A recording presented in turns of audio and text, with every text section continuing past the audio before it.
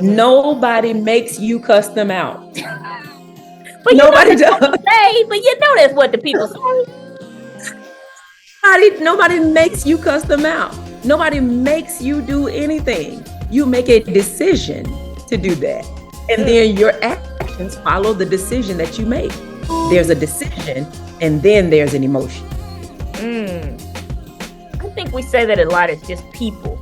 I think I hear that. So you made me do this. That made me happen. I got angry. That made me. And it's really just, nah, boo, you chose it. That's what I hear you You saying. chose that. But it's easier to say somebody made you do it because that takes the ownership out of the situation. And that's what happens with a lot of my clients and with a lot of people that I speak to and coach. It's the ownership piece that we've been missing. We've been playing the victim for so long because if we play the victim, we don't have to own what we contribute to it. That part. That's one of the reasons we can shout on Sunday and then on Monday our behavior doesn't change because it's easier for us to say they need to do.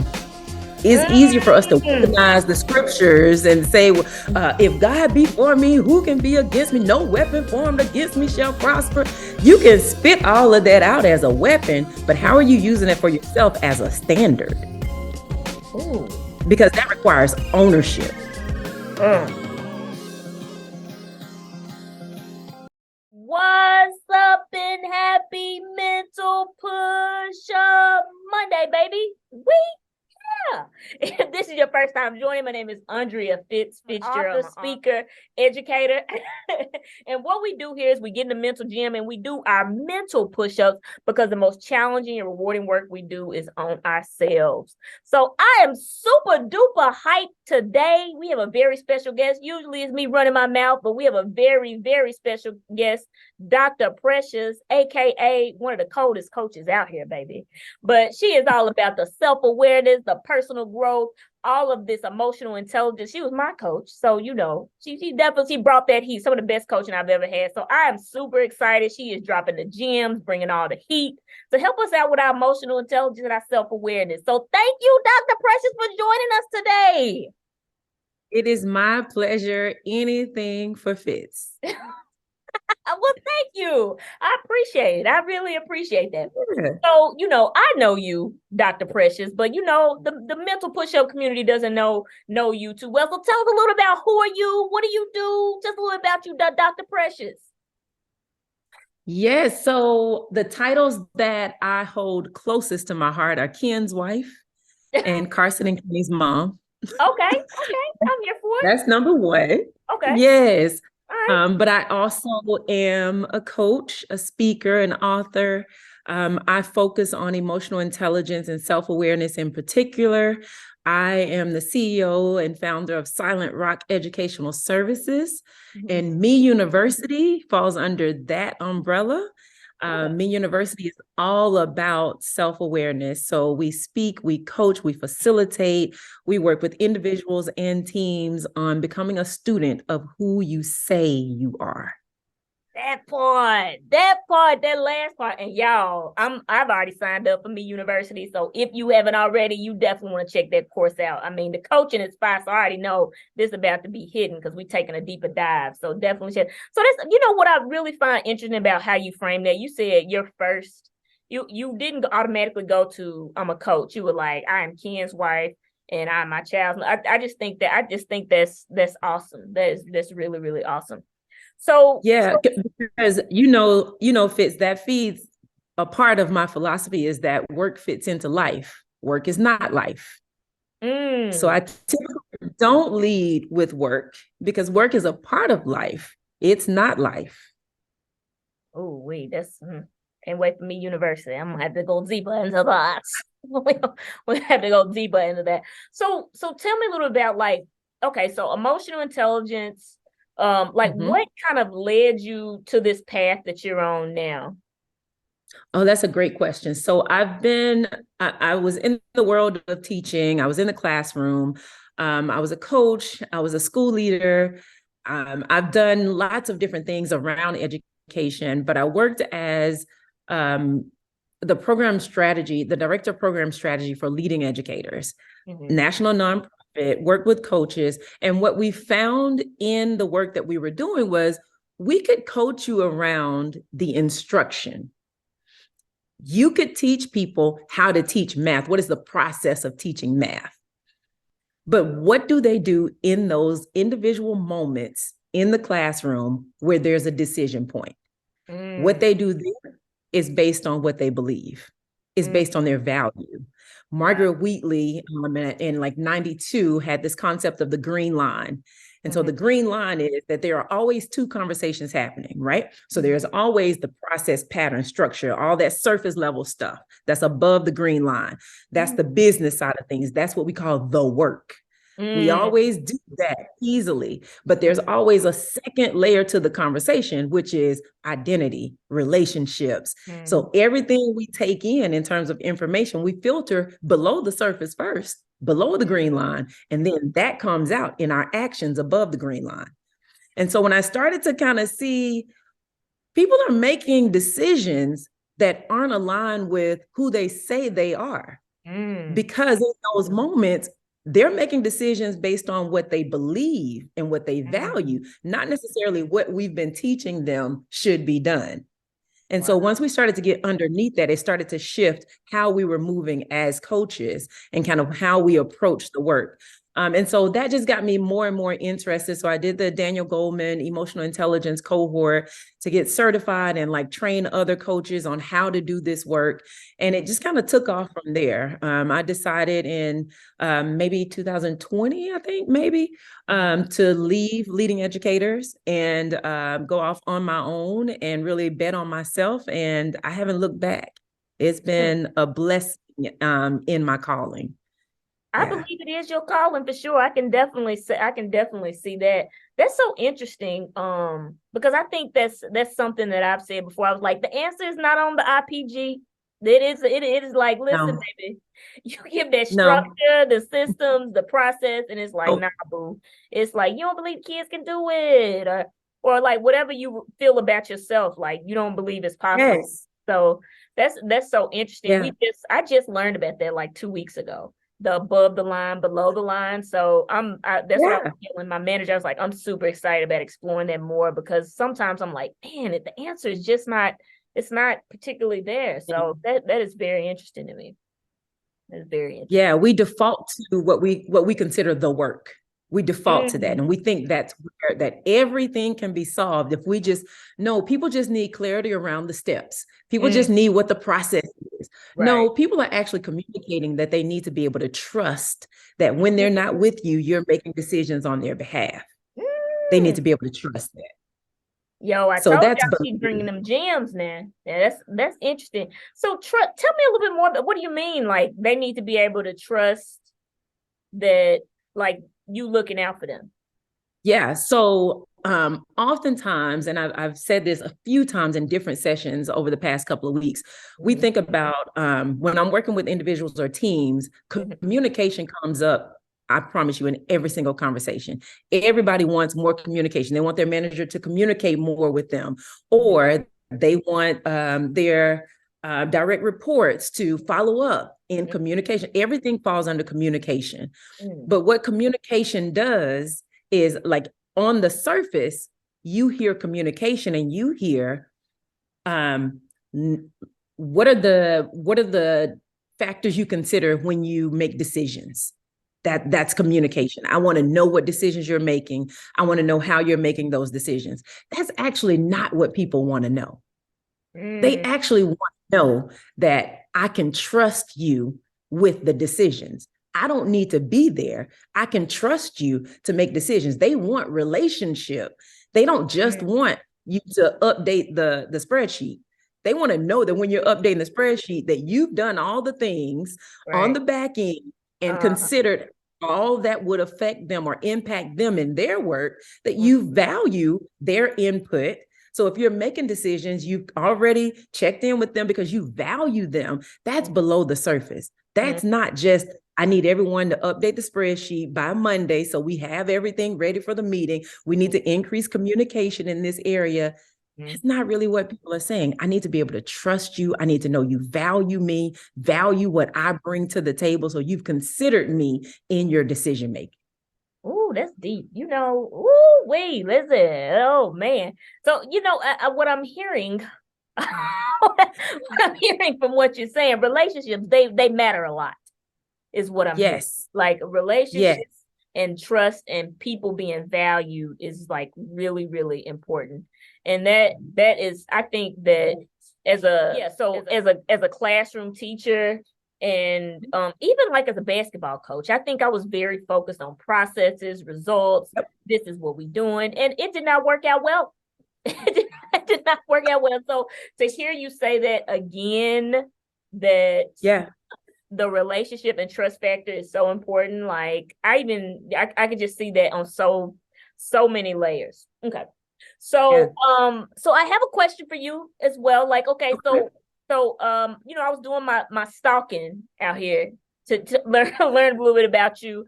And so emotional intelligence and self-awareness, just so our audience is on the same page about what that means. Could you tell us like what exactly is emotional intelligence, self-awareness? Like what is that exactly? Yes. Oh, very good question, because it sounds like it's way off in la la land, but I do what I call everyday emotional intelligence. So emotional intelligence is understanding your emotions and how they impact other people. Okay. Within that, self-awareness is understanding all your stuff that you're bringing to every situation that you may need to manage in order to be in good relationship with people. Oh, wait a minute now. Wait a minute. You got to repeat that again. Say that again for the people in the back. Hold on. Wait a minute. Wait a minute now. Yes. So emotional intelligence overall, like the headline of emotional intelligence, is literally just understanding your own emotions. What am I feeling? Why am I feeling this? How is my feeling going to impact other people? Managing that emotion, that's emotional intelligence. How am I feeling and how is it impacting other people? But self-awareness is, what is my stuff that I'm bringing to every situation? And when I say stuff, I think about it in 4 buckets. My stuff. What are the unspoken rules? What are the internalized beliefs? What are the reinforced characteristics? And what are the values that I'm bringing to every situation? Oh, okay. Let's just talk a little bit more about those, because those things were so, oh my gosh, game changers. Like for those that don't know what those are, you say these are the things that are in our soil. Tell us a little bit about they're in your soil. Tell us about that. Yes. The 4 things. So in your soil, when I think about like your baggage, basically, when you talk about self-awareness, is what is your baggage? What's the stuff that you're bringing to every situation? Because I say that no one walks away from any experience empty-handed. You learned something either about yourself or about the other person. So all of those situations feed and fertilize your soil. What's in your soil? And that grows certain things. Your roots are digging down to find certain things in your soil based on the situation. And so as you encounter different situations or different people, those unspoken rules, which are those things that maybe you believe when you're engaging with your manager, for example, or with someone that you're in a relationship with, maybe you believe that there are some things you say and some things you don't say. And so that's an unspoken rule that you brought to that encounter. Wait a minute. So it's like, is that kind of, I kind of think of it like implicit bias. Like even though the speed limit is 55, you should be going 70. So is that like that's an unspoken rule? Like I'm coming to the table, like one of my unspoken rules when I first got in a relationship was like we're not supposed to disagree ever. You should agree with me, even if it's toxic. Like you should never challenge. That's an unspoken rule. Yeah. Okay. That's an unspoken rule. So we've got to make the unspoken spoken, right? So that other person doesn't know your unspoken rules. So they're operating on their own set of unspoken rules. Ooh, that it makes sense why relationships get a little messy then. That makes sense. That make a lot of sense. Okay. Because no one shows up on the first or second date and say, tell me about your unspoken rules. That's not a conversation. That's not a conversation. But in conversation, you should start to uncover some of the unspoken rules of your partner, whomever it is you're in relationship, your manager. You can observe lots of different people in different situations from the outside looking in. You can observe to figure out kind of what are some of the unspoken rules that they live by just based on how they operate. Oh, that's good. That's good. Oh, I want a follow-up question, but we're gonna keep going to be mindful of time. So yes, okay. Yes, so then what's the other one? What's the next one? So we got unspoken rules. And then we have internalized beliefs. And that's literally, what do you believe about you? And what do you believe about other people? Now, it sounds real good to say, I believe in me. I believe I can do all things. We quote all the scriptures. With God, all things are possible. Nothing is impossible. I can do all the things. But do you really believe that? When push comes to shove, do you actually believe that you can turn this Pythagorean theorem into something that kids can grab hold to and understand and apply in a way that makes sense to them? Do you believe that you can actually do that? Do you believe that you can manage your baggage in a way to have a quality, healthy relationship? Do you actually believe that? And for a lot of us, we've had so many experiences that are contrary to that it hasn't reinforced that belief in us. So we really don't believe, because we've seen, for example, we've seen our parents have breakups, divorces. Everybody in our family is single.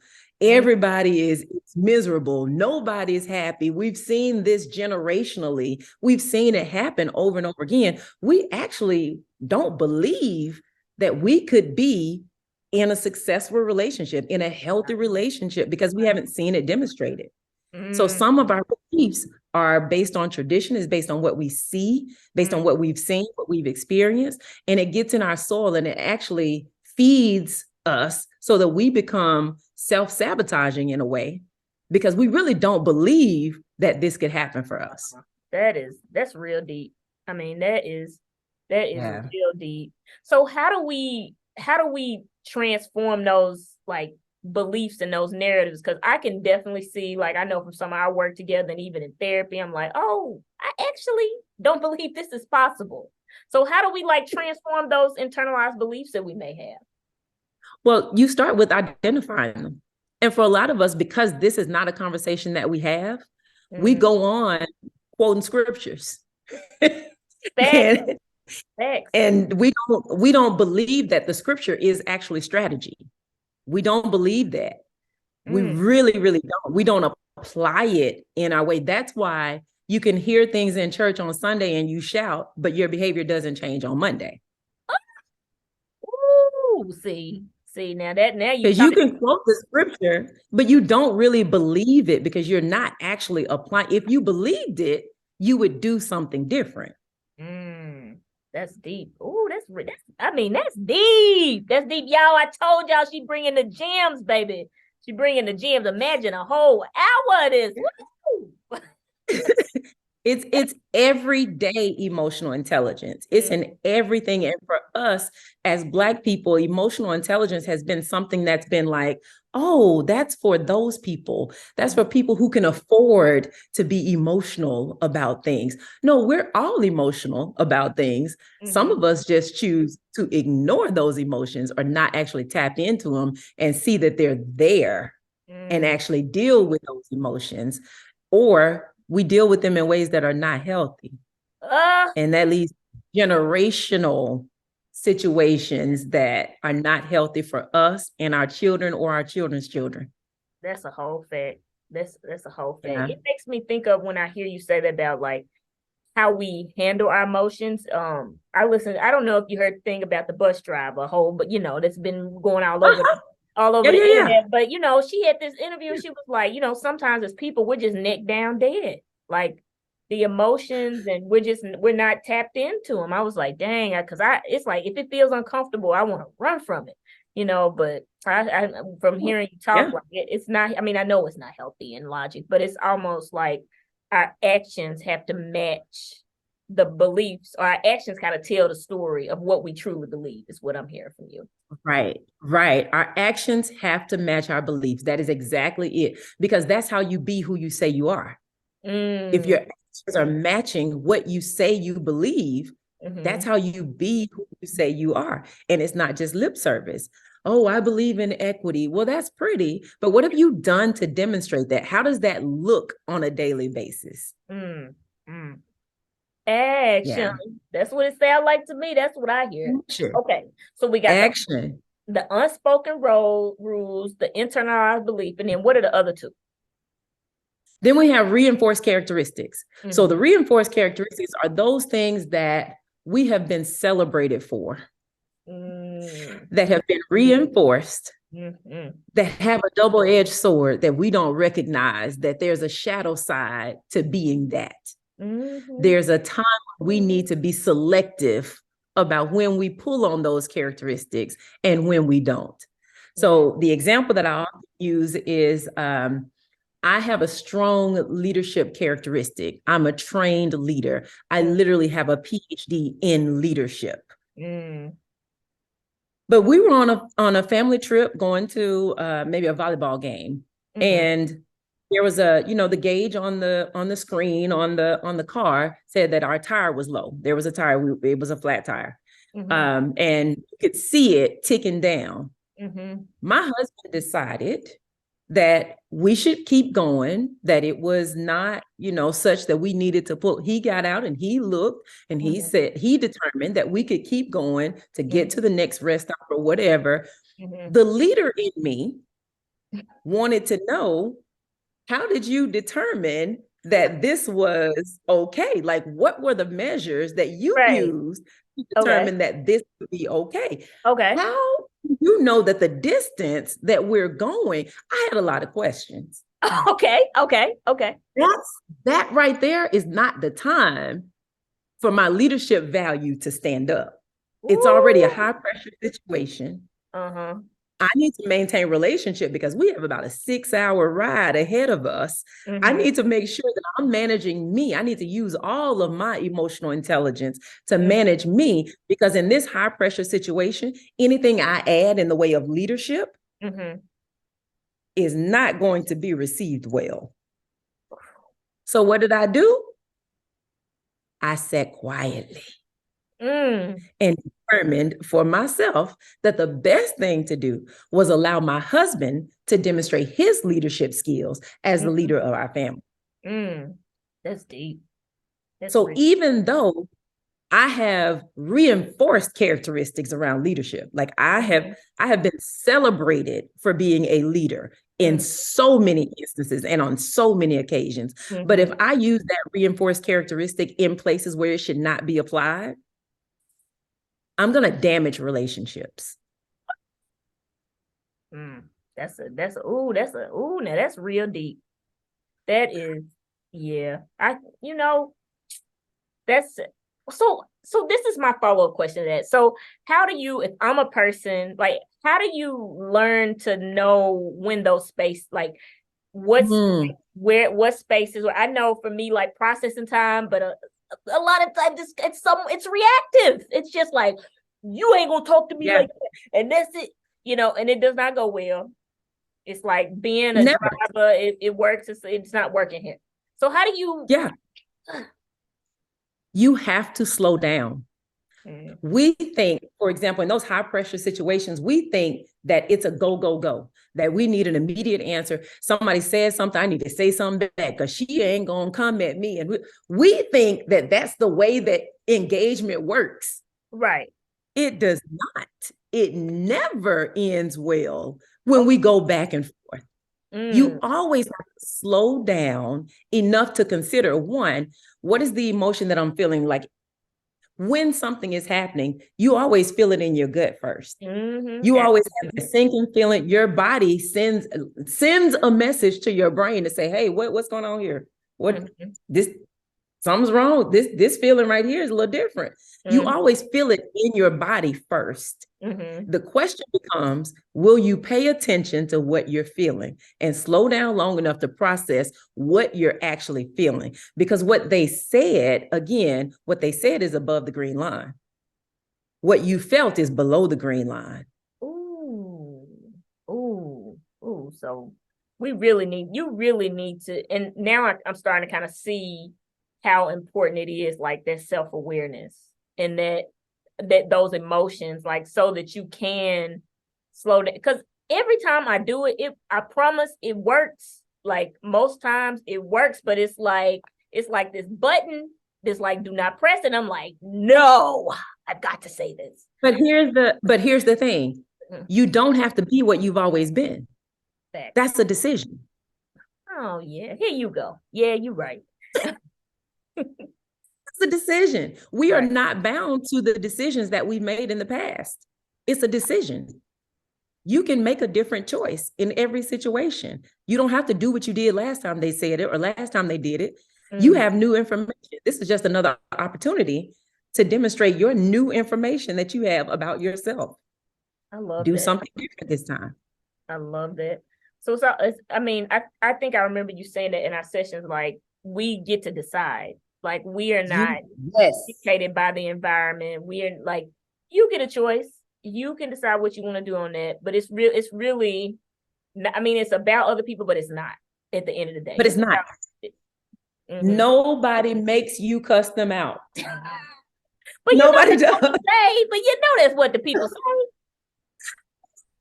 Nobody makes you cuss them out. Nobody makes you do anything. You make a decision to do that. And then your actions follow the decision that you make. That's something else right there. Yeah. I heard a friend of mine, Stephanie Kirkland, who is a phenomenal speaker, coach, all the things. She said in a speech a few weeks ago, emotions follow decisions. They don't make them. Emotions follow decisions. They don't make them. So if you make the decision, your emotions will catch up. But if you are allowing emotions to make decisions without recognizing that they actually don't make decisions, you mentally make a decision and then your emotions follow. You've probably seen different scenarios or heard different scenarios where even when you put your hand on a hot stove, your mind has to send a message to your brain, like your hand, when you touch it, has to send a message to your brain, this hurts. It's not an automatic thing. That emotion is not automatic. It's a decision that this hurts. You should remove your hand from the stove. What you do next is, because the decision has already been made that this hurts, this is not good for me, move your hand from the stove. And you probably remember seeing like the delayed reaction of the scream or the cry is delayed because the mind is actually processing what just happened. The emotion typically doesn't happen initially. There's a decision and then there's an emotion. That's good. Decisions follow emotions. Yeah. Emotions don't make decisions. I get literally a different part of the brain. Yeah. And I think we say that a lot. It's just people. I think I hear that. So you made me do this. That made me happen. I got angry. That made me. And it's really just, nah, boo, you chose it. That's what I hear you saying. You chose that. But it's easier to say somebody made you do it because that takes the ownership out of the situation. And that's what happens with a lot of my clients and with a lot of people that I speak to and coach. It's the ownership piece that we've been missing. We've been playing the victim for so long, because if we play the victim, we don't have to own what we contribute to it. That part. That's one of the reasons we can shout on Sunday, and then on Monday, our behavior doesn't change, because it's easier for us to say they need to do It's easier for us to Mm. recognize the scriptures and say, well, if God be for me, who can be against me? No weapon formed against me shall prosper. You can spit all of that out as a weapon, but how are you using it for yourself as a standard? Ooh. Because that requires ownership. That's deep. That's real deep. That's deep. I mean, yeah. It's self-awareness. It's self-awareness. What is your standard for yourself? Which is the last part of the four, which is the last part of the four, which is their values. If you're not clear on what's at the core of who you are, then you're going to bend with, you're going to sway in the wind. Every time something comes through, you're going to grab hold to it. But what's at the core, what drives you? Because your decisions come out of what drives you. What you see, if you think about even doing instructional walkthroughs or classroom visits, what you value is how you see that classroom.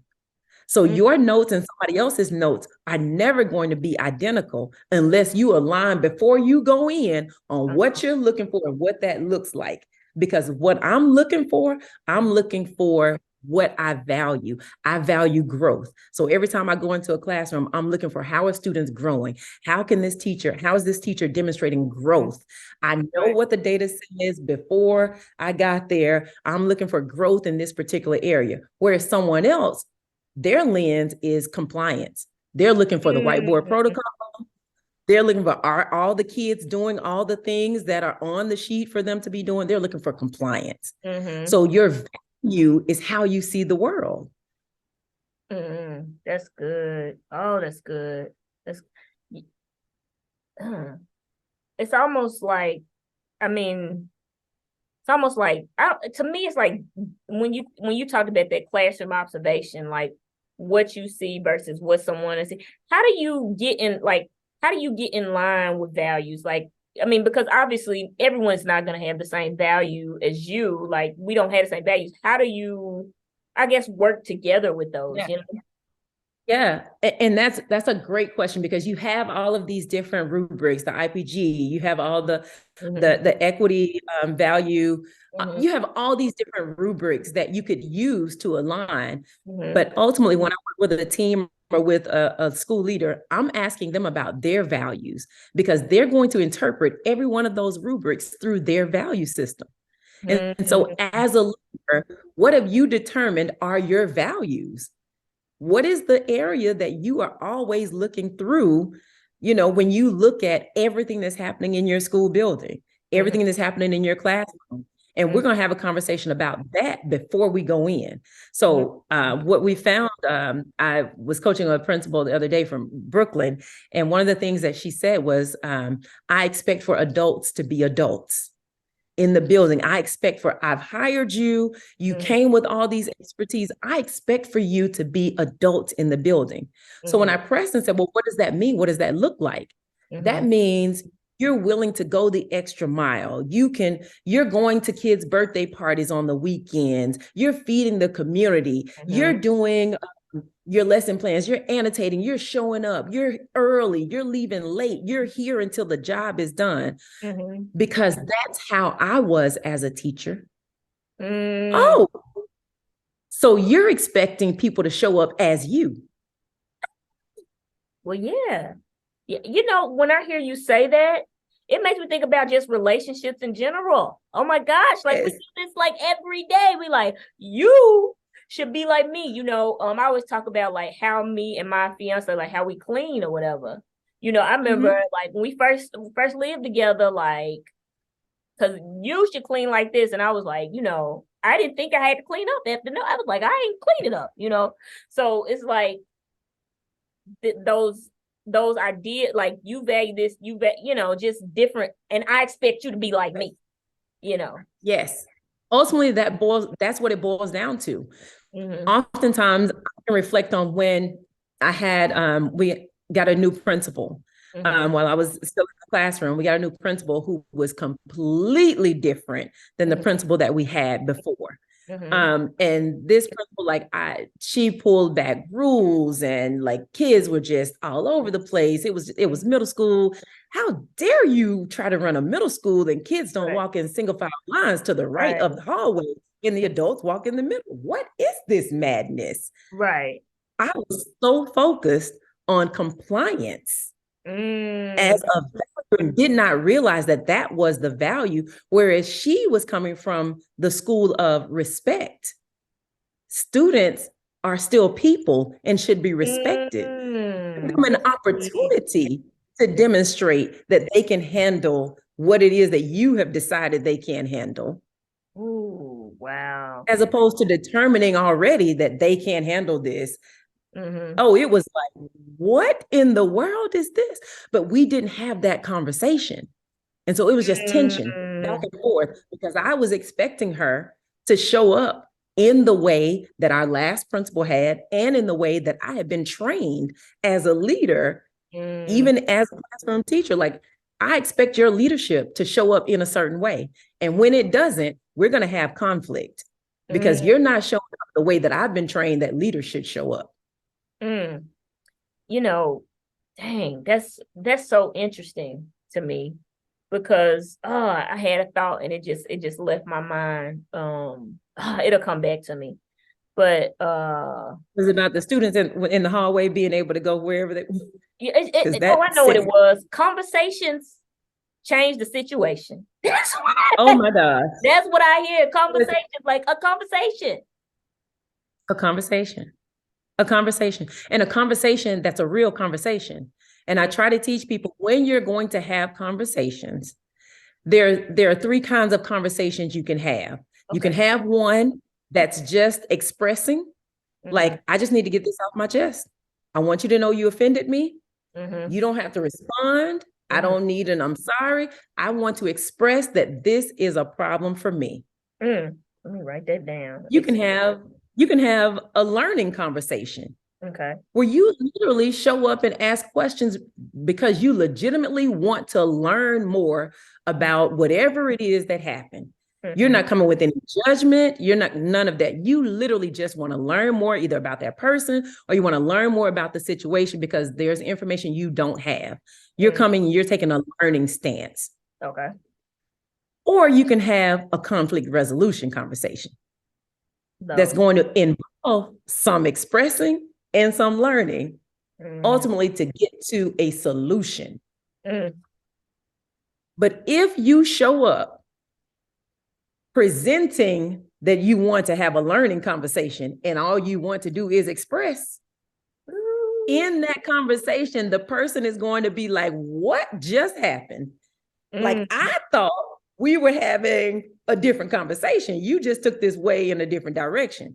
So you've got to know what kind of conversation you're going in to have with someone. And that comes from self-awareness. What do you actually need from this conversation? Ooh, that is really good. Oh, I can't wait. Me University, y'all better get one of these. You hear me? Y'all better get one of these. I'm hyped with it. Okay. It's every day. It's every day. These are things that we experience every day. So when I talk about emotional intelligence, it's not this magic thing behind the curtain. It's literally in everything you do all day long, with anytime you're engaging with someone else or even having conversation with yourself, because you talk to you more than anybody else. Thanks. So what you say to you is also coming from your soul. Okay, well, dang. Y'all heard that? Y'all heard that? Okay, so I have a few more questions and we're bumping on time. I want to be respectful of that. But one of the things that I'm curious about, I mean, like you said, we have different values. And one of the things as humans every day, we get triggered. We get triggered by others. What leads to that, and how do we manage it better? How do we manage this thing better? Lord, help me. We've already said it. Slow down. Slow down. And for a lot of us, it becomes a cycle. And the only way to interrupt the cycle is to slow down long enough to see where the opportunities are before you get to the same pattern that you've been repeating. That part. You've got to slow down. And if you're not reflecting, here's one way to think about it. If you think about the last 2 to 3 arguments, disagreements, challenges you had with a particular person, what are the patterns in those challenges? What are the things that they said that sent things going in the wrong direction? What did you feel? What did they say versus what you heard? What was already in your soul that this person brings up in you?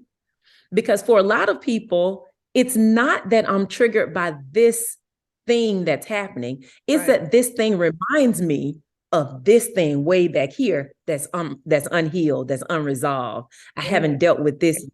And so it keeps coming up when I interact with this person. That's deep. Right there. That's that part, that last part. Because I think sometimes I'm adverse to feelings. Gosh, they're so uncomfortable. I mean, I know I need them, and this is why I keep a good therapist on my team to help me process and get tools to better manage it. So this is really interesting here. It's almost like I'm understanding more than I'm hearing you talk. Like when you are clear and you can slow down and ask yourself those questions. Yes. And I know this goes better. Like I know this, but it's just like having the discipline to do it, because when like I said, it works. And the thing about it is, just like learning to dribble, the more you do it, the more comfortable you become doing it. Facts. When you start, you looking at your hand, you barely the ball bouncing up here and the ball bouncing down here. You're trying to get it, it's running all over the floor. You've got to practice. The more you do it, the more skilled you'll become at it. And before you know it, you're dribbling down the court and you're not looking at your hand. You're not looking at the ball. You already see the person up ahead of you. You're dribbling and you can pass. So you just keep doing it. The more you practice, the easier it becomes. It becomes second nature. It's almost like you get good at what you practice. That's what you get good at what you practice. And the only way to get good at what you practice is to be intentional about what you're practicing. That part. Intentionality. That part. Intentionality. Yes. But practicing, if you think about even as a teacher, if you're not clear, if you don't have a pulse that students understand the concept and you give them homework, you're giving them homework to practice, but they're practicing wrong. They're not going to it's not good practice. They're practicing wrong. But if you're clear on what it is, how to do it, why we do it this way, what is the wiggle room in how this goes? If you're clear on everything about it and you practice, that's a stronger practice. So not just practice, but clarity. And you clear, like I'm clear. So, I know what this is. This is that thing that it's a trigger for me. Now, but you can't control the people. So how do you listen, how do you say, listen, I'm gonna need some time, or I'm thinking that might be the best. I'm gonna need a minute to get myself back on track because I'm this extremely triggered by that. Yes. And the more we do that, the more comfortable it will become, and the more people will be open to receiving that. One of the things that happens, though, is that we're uncomfortable doing it because we don't know how they're going to react. That part. We've taught them how to treat us based on how we react when they treat us that way.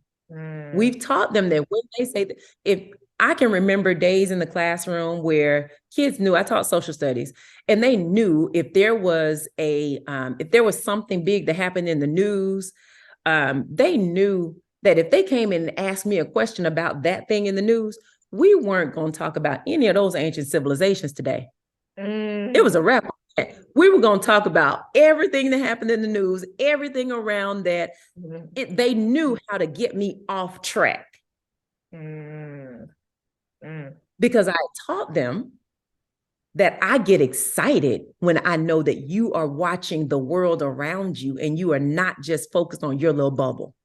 That makes me excited. I want to talk about that stuff. We can get to this other stuff later. So I taught them how to engage with me, how to get me off track. That's now, you just done ruffle some feathers right there, because this ownership and personal responsibility. That's what it sounds like to me, because it's really, again, not really about other people. It's about how am I showing up to promote to be treated in a certain way. That's right. Absolutely. That's gonna be a hard pill to swallow, but it sounds like it's about us, baby. It is about us. Now, I don't disagree with the people who are going to come in the comments and all the other places and say, well, there are some people that it's not my fault that they do it. And it is not. It is not. There are people who woke up today and decided, who can I terrorize today? Who can I make miserable today? Like that's quite possible. Those are not the people I'm talking about.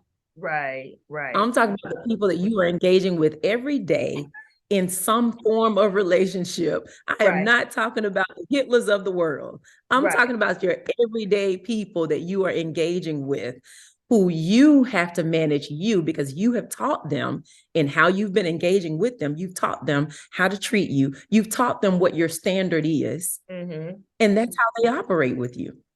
But you've got to demonstrate something different to reintroduce yourself to them. I think Michelle Obama I heard say, like, every 5 years she reintroduces herself to the beautiful Barack Obama. Okay, that's something I'm definitely gonna have to reflect on. Because I something my mom told me last week, she was like, oh, you can be curt, like you can be the way you come sometimes, like it don't be super respectful, like you be like, I gotta do this, that's it. And I realized I was showing up like that. And so I'm like that. So maybe people respond to me in a certain way because I'm coming mad aggressive, but it works in sports. It works when I'm trying to get things done, but it does not work when you're trying to relate to people. So that's what I can see. Yes. That level of accountability that you have there. I have like 2 more questions I just want to ask. That one thing I got from you that one of the things that I about around selfishness, like this idea that, like, I know sometimes, like, I own it when I am focused, I can be selfish, but you also, one of the things you pushed my thinking was on, like, sometimes it works in your benefit that you are that way. And so this idea that nothing about us is good or bad, because I think sometimes as people, we can, like, be so focused on, like, oh, this is a bad quality about me, or this is a, how do we shift that from, like, thinking like that certain qualities about ourselves that we discover in our self-awareness journey that are either good or bad type deal? Yeah, I think a part of the challenge is the judgment, is the judgment of whatever that characteristic is. And even like I talked about leadership, selfishness, leadership, it doesn't matter what the characteristic is, there's always a shadow side. But you've got to determine when it works and when it doesn't. And that's using your own wisdom and being aware that it's not necessarily about what you're doing, it's the impact of what you're doing. Me being a leader on the road trip with the family, me being a leader would have had a negative impact in the way that I would have led in that moment. It would have had a negative impact. So if your selfishness is having a negative impact on someone else, then let's talk about why that is. What's at play here? What are they hearing versus what are you saying? How are you communicating that selfishness? When they say you're being selfish, what do they mean by that? Because we have a definition of selfishness. They may have a completely different definition. They may not even mean selfishness. They may mean something completely different, but the word that they've attached to it is selfish. And that's really deep, because I think that like when we talk about self-awareness there, I think sometimes, like, and where we operate, like, I think sometimes I don't want to be that way, so I like overdo it, and then listen, you don't follow through because you're trying to commit it, and so it's like it doesn't really work out well. So, but it sounds like a conversation again can change the situation. That might be the headline, but it's conversations change the situation, baby. That's what. Talk to people. Don't make assumptions, because when you live in the world of assumptions, you cannot live in clarity too. Those two things can't coexist. When you live in the world of assumptions, you cannot live in the world of clarity too. Ooh, now that's You got to have one or the other. That's real deep. When you live in a world of assumptions, you cannot live in clarity. Dang, that's deep. That's deep. All righty. So, Dr. Precious, I got listen. Okay, so I want to wrap up for those that what is one key point or takeaway that you have that you want people to take away from this conversation? And like, what is 1 to 2 practical things that someone can do is like, oh my gosh, I want to become more self-aware. I want to grow in my emotional intelligence. What would you say to those people? That's a great question and a big question. What's coming up for me in this moment is something actually I heard Kirk Franklin say. He said that if all you see, no, if what you see is all you see, you do not see all there is to be seen. What you see is all you see. You do not see all there is to be seen. So we got to have both conversations, both the surface level and the emotional part of conversations. And the only way to do that is to be aware of what you see and why you see it that way. So if you are building your self-awareness and you're clear about who you are and why you are who you are and how that impacts other people, then you can live the life that you have dreamt about in total peace, because you know that when you're aligned to your values, you're living in your purpose. Those things go hand in hand. People are like, well, I can't find, I don't know what my purpose is. What do you value? What are your values? Where's your joy? Where do you get energy that will lead you toward purpose? More than anything else, I want people to be who they say they are. Let's stop using these pretty words to describe ourselves. Let's stop living up in the clouds of who we think we are, and actually look at our actions to determine who we are. I want you to be in alignment with who you say you are. And in order to do that, we've got to actually interrogate who we say we are. That part, that's, oh my gosh, that part is challenging. I think sometimes it can be challenging because it's very confronting. It can be very confronting. Yeah. But I love But that. if you can't be honest with you, who can you be honest with? Everybody else is just a co-star in your life. So if you can't be honest with you as the star of your life, everybody else is getting the performance version of you. Oh, that's when you say a whole telenovela out here. I remember saying that. He said, like we performing, Oscar worthy. Oscar worthy. Yes. Yes. Dang, but there's no reason to perform when you can actually live a life that's aligned to who you say you are. You just got to know who that is. That part. Well, y'all, now for people who want to connect with you, Dr. Precious, where can they find you out here on these internet streets or your website? What can tell us where can connect with you? Yes, you can stay connected always at silentrocked.com. You can get on the email list, see everything that's going on there. There's also information there about Me University. There's a June cohort coming up where you can be in the presence of about 10 other like-minded, growth-minded women who are looking to grow themselves in the same way that you are. So that's one way that's also there.